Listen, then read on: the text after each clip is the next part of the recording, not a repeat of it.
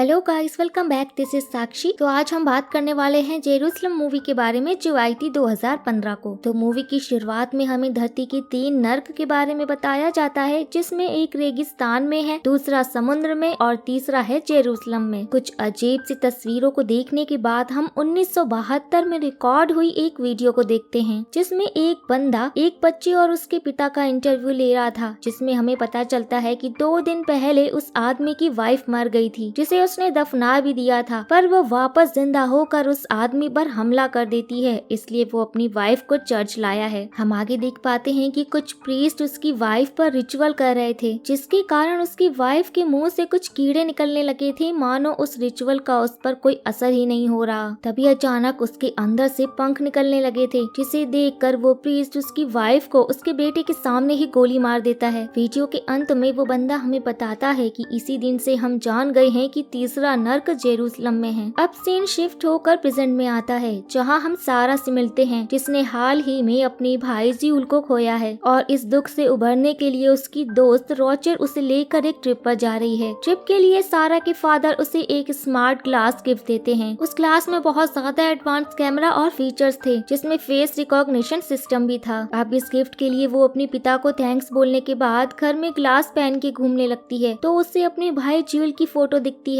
जिसे देख वो भावुक होकर रोने लगती है। थोड़ी देर बाद उसके पिता उसे और रोचल को एयरपोर्ट छोड़ देते हैं। वो इजराइल जाने के लिए फ्लाइट में बैठ जाते हैं, जहां उनकी मुलाकात केविन से होती है, जिसे सारा के स्मार्ट क्लास ने रिकॉग्नाइज कर लिया था और उसे पता चलता है कि केविन अभी आर्कियोलॉजी का स्टूडेंट है। थोड़ी बातचीत से उन दोनों में दोस्ती हो जाती है। फ्लाइट लैंड करने पर केविन उन दोनों को अपने साथ जेरूसलम चलने के लिए बोलता है, जिस पर रोचल मना करती है, पर सारा के कहने पर वो केविन के साथ चलने को मान जाती है। अब जेरूसलम पहुंच वो सब एक होटल में जाते हैं, जिसके ओनर का नाम फौजी होता है। वो उन्हें वेलकम करके अपने बेटे ओमर को उनके कमरे में ले जाने को बोलता है। ओमर उन्हें उनके कमरे में छोड़कर चला आता है। अब दोनों थोड़ा आराम करके सो जाती हैं, पर जब शाम में सारा सोकर उठती है तो उसे रोचल नहीं मिलती। तो उसे ढूंढते ढूंढते वो होटल के रिसेप्शन पर आती है, जहाँ फौजी उससे अजीब से सवाल पूछता है, जैसे क्या उसे आत्माओं पर विश्वास है। तो सारा ना में जवाब देती है, तो फौजी उससे बेवकूफ बोलकर वहाँ से चला जाता है। फौजी के ऐसे रवैये से सारा डर गई थी,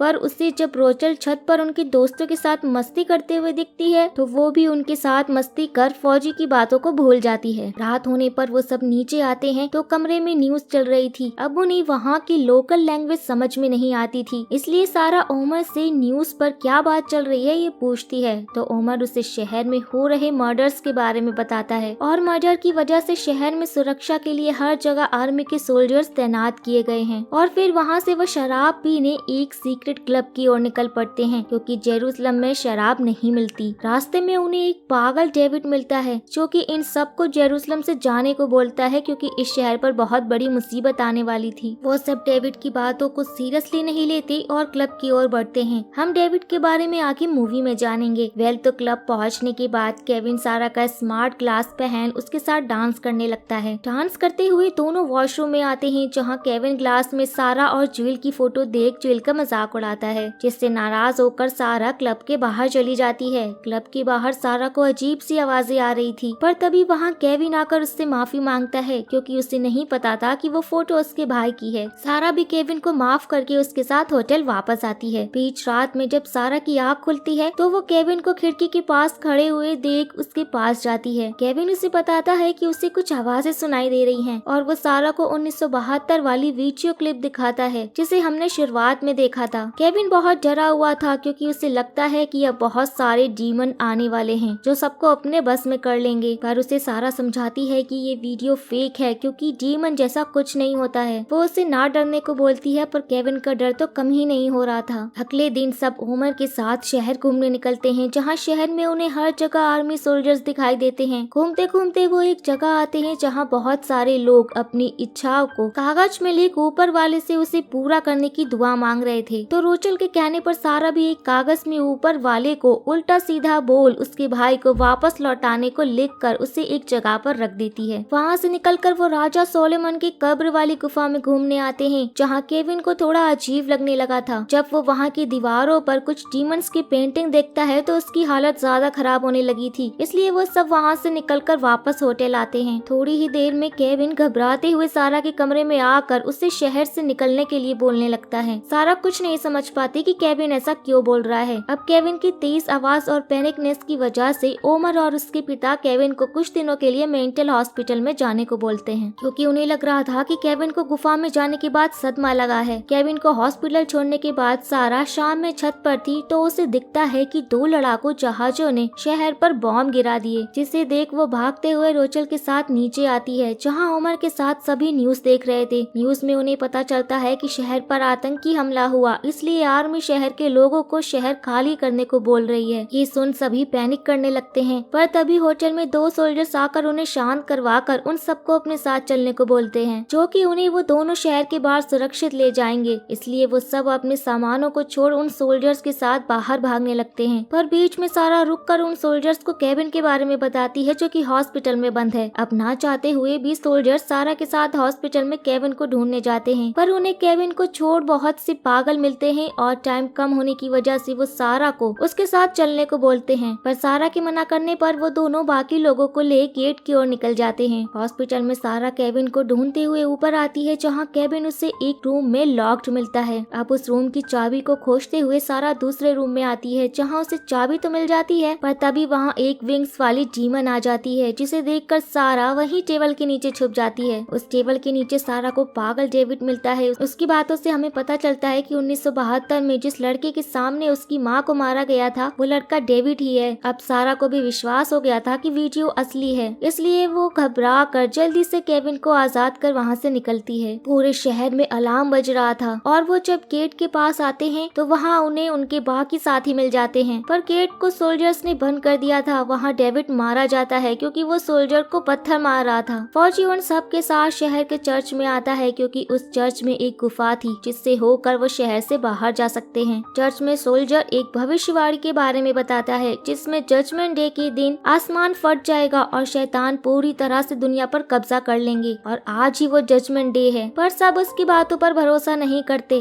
रोचल खिड़की के पास खड़ी थी तो उसे शहर में एक बहुत बड़ा डीमन दिखता है, जिसके ऊपर हेलीकॉप्टर से हमला हो रहा था, पर उस पे कुछ भी असर नहीं होता। तभी एक डीमन खिड़की के पास आकर रोचल का गला पकड़ लेता है और बड़ी मुश्किल से सब रोचल को उस डीमन से बचाते हैं। अब सब भागकर चर्च की गुफा में जाते हैं, जहाँ सारा नोटिस करती है कि रोचल की गर्दन पर एक खरोच है जिसमें कीड़े रेंग रहे थे। थोड़ी दूर जाने पर रोचल वॉमिट करती है, जिससे कीड़े बाहर निकलते हैं। तभी एक डीमन उस पर हमला कर एक सोल्जर को मार देता है और बाकी सब भागकर उस गुफा के पास आ जाते हैं। जिसके बाद सारा एक आर्मर में से तलवार ले सबके साथ अंदर जाती है। अंदर आते ही रोचल डीमन में बदलकर सब पर हमला करके सोल्जर की गन लेकर खुद को गोली मार देती है। आगे बढ़ने पर किसी को कुछ भी दिखाई नहीं दे रहा था। तभी फौजी अचानक सारा के सामने आ जाते हैं और सारा उन्हें ज़ॉम्बी समझ तलवार से उन्हें मार देती है। ये देखकर ओमर बहुत पैनिक करने लगता है। वो इन सब से इतना ज्यादा परेशान हो गया था कि वो भी खुद को गोली मारकर सुसाइड कर लेता है। अब केविन सारा को आगे बढ़ने को बोलता है और तभी उनके सामने एक डीमन आता है, जो कि सारा का भाई था, क्योंकि समहाउ सारा का स्मार्ट क्लास वहाँ पर भी काम कर रहा था। और वो इस डीमन को ज्यूल बताती है। ज्यूल उन्हें गुफा से बाहर निकलने का रास्ता बताता है, जिसके पीछे चलते वो सब गुफा के गेट के पास पहुँच जाते हैं। पर गुफा के अंदर ही सारा नोटिस करती है कि उसका पैर घायल है और उसमें से कीड़े निकल रहे हैं, तो वो भागकर गुफा से बाहर आती है। बाहर आते ही उसे भी वॉमिट होती है, जिसमें से कीड़े निकलते हैं, जिसे देखकर केविन भी शॉक था और देखते ही देखते सारा डीमन में बदलकर वहाँ से उड़ जाती है, बिना केविन को कोई नुकसान पहुँचाए। और हम देख पाते हैं कि शहर के ऊपर लाखों की संख्या में डीमंस उड़ रहे हैं और यहाँ पर ये मूवी एंड हो जाती है। काफी लोगों को लगता है कि नर्क से डीमन निकलकर लोगों को पोजेस कर रहे हैं, पर ऐसा नहीं है। ये एक अलग तरह का ज़ॉम्बी वायरस है, क्योंकि मूवी के नाम में ही जेड को बहुत ज्यादा हाईलाइट किया गया है और डीमन कीड़ों की मदद से इंसान को पोजेस क्यों करेंगे। बस ये मेरी थ्योरी है। डायरेक्टर ने हमें डीमन या इस वायरस के बारे में ज्यादा कुछ नहीं बताया है, जो कि इस मूवी का वीक पॉइंट है। सो गाइज, अगर आप लोगों को वीडियो पसंद आया हो तो कमेंट और लाइक करना बिल्कुल भी मत भूलिएगा। अब मिलते हैं नेक्स्ट वीडियो में, तब तक के लिए take care and tata bye bye.